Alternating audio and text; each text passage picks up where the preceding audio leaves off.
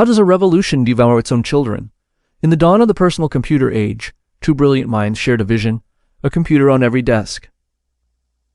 One was a charismatic visionary, a master of design who saw technology as art. The other, a relentless pragmatist, a strategic genius who saw software as the key to an empire. They started as collaborators, young titans dreaming of changing the world from dusty garages and college dorm rooms. But their shared dream would soon fracture into a bitter rivalry that defined a decade and shaped the digital world we inhabit today.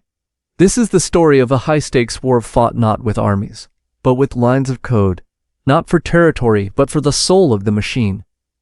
It's a tale of ambition, betrayal, and genius, where a single strategic move could mean billions in profit or the brink of collapse. It was a battle between two philosophies, two personalities, and two companies that would leave only one standing as the undisputed king of the digital frontier, forcing the other into a desperate fight for its very survival. This is the inside story of the ultimate tech showdown. The genesis of the personal computer revolution wasn't forged in corporate boardrooms, but in the humble confines of a suburban garage and a university dorm. In 1970s California, a charismatic visionary with a keen eye for design and his brilliant engineering partner soldered together the Apple I, a raw circuit board that was more a promise than a product. They dreamed of a computer for the rest of us. Simultaneously, in the hallowed halls of Harvard, a fiercely intelligent, pragmatic young programmer and his friends saw the future in software. They dropped out to write code for the Altair 8800, the first microcomputer kit. Two different philosophies, two nascent empires, both ignited by the unshakable belief that they could put a dent in the universe. The stage was set for a clash of titans, though they didn't yet know it. The Macintosh, with its revolutionary graphical user interface, was Apple's masterpiece. To build its software ecosystem, they invited a key partner, Microsoft. A young, spectacled Bill Gates was given early access to the Mac's secrets, a gesture of trust from Steve Jobs. But while Microsoft was developing applications for Apple, they were quietly building something else, something that looked suspiciously familiar. The confrontation was inevitable. In a now legendary meeting, Jobs, his face contorted with fury, accused Gates of outright theft. "You're ripping us off," he screamed. Gates, cool and unfazed, famously retorted, "Well, Steve, I think there's more than one way of looking at it. I think it's more like we both had this rich neighbor named Xerox, and I broke in to steal the TV set and found out that you had already stolen it."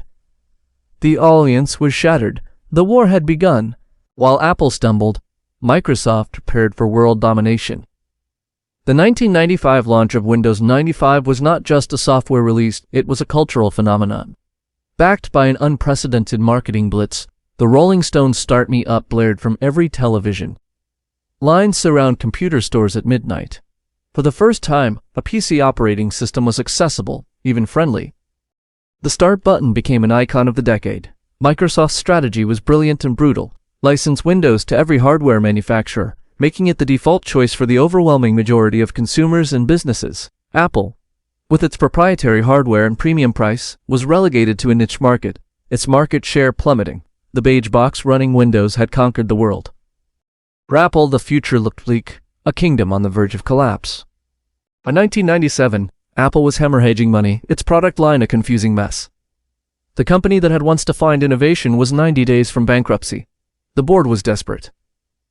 In a move that shocked the tech world, they turned to the one man they had fired over a decade earlier, their co-founder, the mercurial and brilliant Steve Jobs.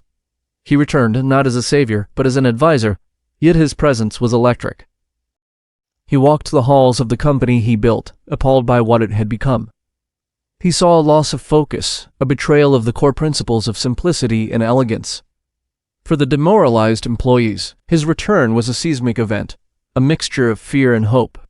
The prodigal son was back, not to reminisce, but to wage a new war for Apple's very soul.